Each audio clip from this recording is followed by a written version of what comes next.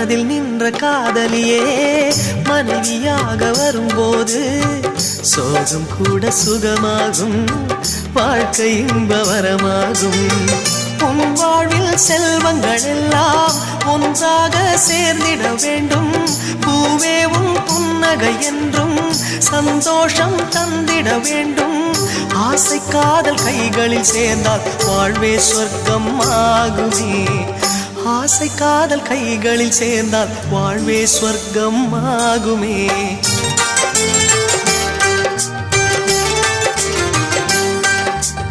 ஆனந்தம் ஆனந்தம் பாடும் மனமாசையின் ஊஞ்சலில் ஆடும்.